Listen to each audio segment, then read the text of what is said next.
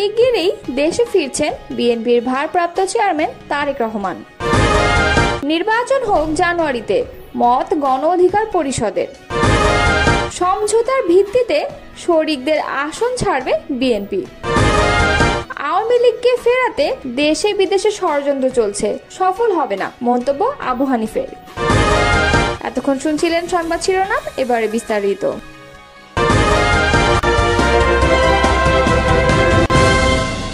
বিএনপির ভারপ্রাপ্ত চেয়ারম্যান তারেক রহমান শিগগিরই দেশে ফিরছেন বলে জানিয়েছেন দলটির মহাসচিব মির্জা ফখরুল ইসলাম আলমগীর। মঙ্গলবার রাজধানীর গুলশানে বিএনপি চেয়ারপারসনের রাজনৈতিক কার্যালয়ে সাংবাদিকদের সঙ্গে আলাপকালে তিনি এ তথ্য জানান। মির্জা ফখরুল বলেন, তারেক রহমান নিশ্চয়ই দেশে ফিরবেন, অবশ্যই দেশে ফিরবেন, শিগগিরই ফিরবেন, তবে সুনির্দিষ্ট দিনক্ষণে তথ্য জানাননি তিনি। এ সময় লন্ডনে প্রধান উপদেষ্টা অধ্যাপক মোহাম্মদ ইউনূসের সঙ্গে বিএনপির ভারপ্রাপ্ত চেয়ারম্যান তারেক রহমানের বৈঠকের দিনক্ষণও জানান তিনি। এ সময় এপ্রিলে নির্বাচন নিয়ে বিএনপির অবস্থান কী হবে এ বিষয়ে গণমাধ্যমের পক্ষ থেকে জানতে চাওয়া হয় বিএনপি মহাসচিব মির্জা ফখরুল ইসলাম আলমগীরের কাছে। প্রশ্নের জবাবে মির্জা ফখরুল বলেন, দেখুন, এই বিষয়ে আমরা দলগত কোনো সিদ্ধান্ত নেইনি। আমরা আশা করছি যে সরকারকে একটা বিবেচনা করতে কিছুটা বলা যেতে পারে, বাস্তবতার পরিপ্রেক্ষিতেই তারা বিবেচনা করবেন। বিএনপি মহাসচিব বলেন, সময়টা তো ঠিক না। আমি প্রথম দিন বলেছি, time is not good for election. April মাস আপনার রোজার মাস, রোজা শেষ হবে, ঈদ শেষ হবে, এর কয়েকদিন পরে নির্বাচন। আপনি ভাবেন রোজার মাসটায় প্রার্থীদের কি অবস্থা হবে, রাজনৈতিক কর্মীদের কি অবস্থা হবে। আমি নিজেই এখন চিন্তিত যে প্রত্যেক দিন আমাকে ইফতার পার্টি করতে হবে।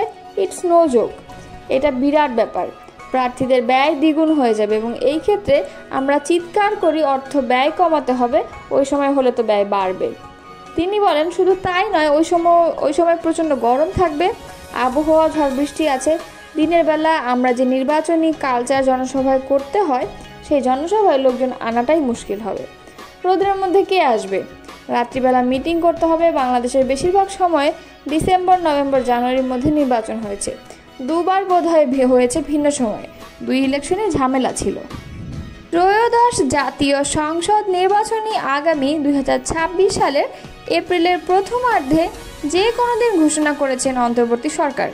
এর প্রেক্ষিতে কথা বলেছেন গণ অধিকার পরিষদের উচ্চতর সদস্য ও দপ্তর সম্পাদক শাকিলুজ্জামান।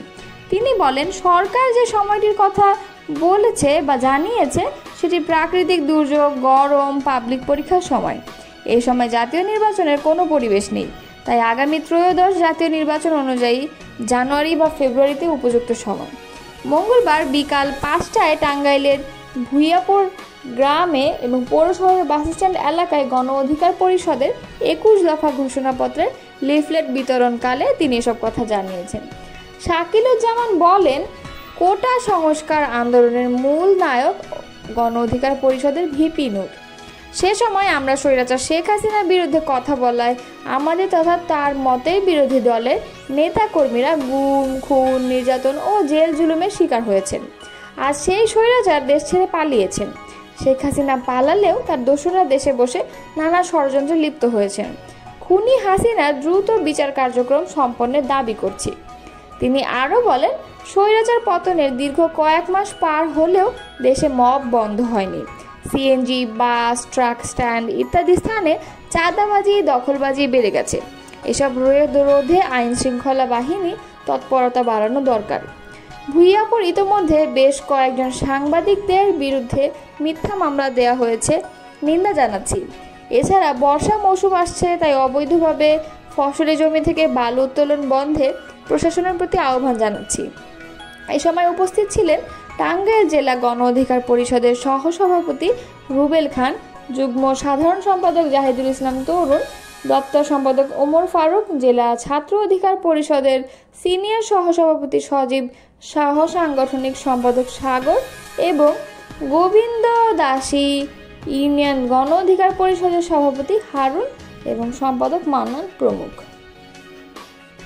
শরিকদের কিছু কিছু আসন বিএনপি ছেড়ে দেবে এমন প্রশ্নের জবাবে বিএনপি মহাসচিব মির্জা ফখরুল ইসলাম আলমগীর বলেন, এটা সংসদীয় রাজনীতিতে খুবই স্বাভাবিক। এটা ন্যাচারাল, এটা হওয়া উচিত। আমরা আগে থেকে কমিটেড, আমরা নির্বাচনের পর একটা জাতীয় সরকার করব। মঙ্গলবার রাজধানীর গুলশানে এক সংবাদ সম্মেলনে সাংবাদিকদের প্রশ্নের জবাবে এসব কথা বলেন তিনি। জামায়াতে ইসলামী ও ন্যাশনাল রিপাবলিক পার্টিকে সমঝোতায় আসন দেওয়া হবে এরকম আলোচনা আছে রাজনৈতিক অঙ্গনে। এই বিষয়ে প্রশ্ন করা হলে বিএনপি মহাসচিব বলেন, এগুলো বিষয়ে আমার কোনো ধারণা নেই। আলোচনা থাকতে পারে, এ ধরনের কোনো আলোচনা হয়েছে বলে সেক্রেটারি জেনারেল হিসেবে আমার জানা নেই। এটা পরের ব্যাপার, যদি আলোচনা হয় তবে হবে কিছু, সেটা ডিফারেন্ট প্রশ্ন। রাজনীতিতে, পার্লামেন্টারি ডেমোক্রেসিতে শেষ কথা বলতে কিছু নাই। চরম বিরোধী দল তার সঙ্গে অ্যালায়েন্স হয়ে যায়। আপনি ভারতে তাকিয়ে দেখেন যে একেবারে কট্টর ডানপন্থী, কট্টর বামপন্থীর মধ্যে অ্যালায়েন্স হয়ে নির্বাচন হচ্ছে, কারণ ওখানে সংখ্যার ব্যাপারটা ইম্পর্ট্যান্ট। আওয়ামী লীগের সাথে সমঝোতা হতে পারে কিনা জানতে চাইলে মির্জা ফখরুল ইসলাম আলমগীর বলেন, আওয়ামী লীগ তো নাই, জাতীয় পার্টির বিষয়ে কি অবস্থান? এই প্রশ্নের জবাবে বিএনপি মহাসচিব বলেন, আপনারা যে পার্টিগুলোর কথা বলছেন সেগুলোর সঙ্গে সবচেয়ে বড় বিরোধ বিএনপি। আওয়ামী লীগের সবচেয়ে অত্যাচার, নির্যাতন, নিপীড়ন, ফ্যাসিবাদের সবচেয়ে বড় ভুক্তভোগী বিএনপি। একইভাবে জাতীয় পার্টির কাছেও আমরা 9 বছর নির্যাতিত, নিপীড়িত হয়েছি। তারপরেও আমরা যেটা বলে এসেছি সবসময়, আমরা তো একমত হয়েছি আওয়ামী লীগের নিষিদ্ধে। আমরা বলেছি যে ঠিক আছে, আমরা যেটা পার্টি বিশ্বাস করি, গণতন্ত্রকে গণতন্ত্রের মতোই চলতে দেওয়া উচিত। চোখের জরুরি চিকিৎসার জন্য ব্যাংককে গিয়েছিলেন বিএনপি মহাসচিব মির্জা ফখরুল ইসলাম আলমগীর। সঙ্গে তার স্ত্রী রাহাত আরা বেগমও ছিলেন।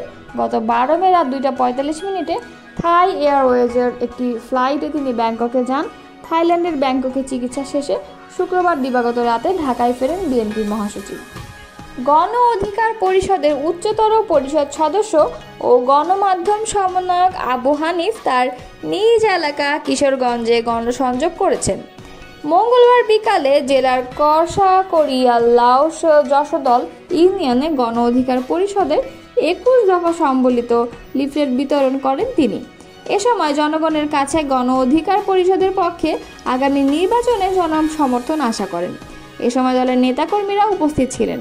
লিফলেট বিতরণ ও গণসংযোগ শেষে সংক্ষিপ্ত বক্তব্যে গণ অধিকার পরিষদের উচ্চতর পরিষদ সদস্য ও গণমাধ্যম সমন্বয়ক আবু হানিফ বলেন, আওয়ামী লীগ বাংলাদেশে জুলাই আন্দোলনে গণহত্যা চালিয়ে মানবতা বিরোধী অপরাধ করেছে।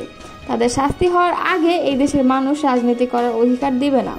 আমরা লক্ষ্য করেছি আওয়ামী লীগকে ফেরাতে দেশে বিদেশে ষড়যন্ত্র চলছে। এই দেশের মানুষ এসব ষড়যন্ত্র কখনোই সফল হতে দিবে না। জুলাইয়ের গণ অভ্যুত্থানে আওয়ামী লীগ বাংলাদেশে গণহত্যা চালিয়েছিল। তাদের অনেকেই প্রকাশ্যে ঘুরে বেড়াচ্ছে, তাদেরকে অনেকেই শেল্টার দিচ্ছে। কিশোরগঞ্জেও জুলাই গণ অভ্যুত্থানে আওয়ামী লীগের ছিল, তারা ছাত্র জনতার উপর গুলি চালিয়েছিল। কিন্তু সেই ডেভিলদেরকে নতুন দল ও পুরাতন দলের নেতারা শেল্টার দিচ্ছে। অনেক নেতারা বলছে অমুক তার আত্মীয়, তমুক তার আত্মীয়, এসব বলে প্রশাসনকে ম্যানেজ করছে। বাস্তবে আওয়ামী লীগের সব ডেভিলদের কাছ থেকে মূলত বড় অঙ্কের টাকা নিয়ে সমঝোতা করে তাদেরকে রক্ষা করছে।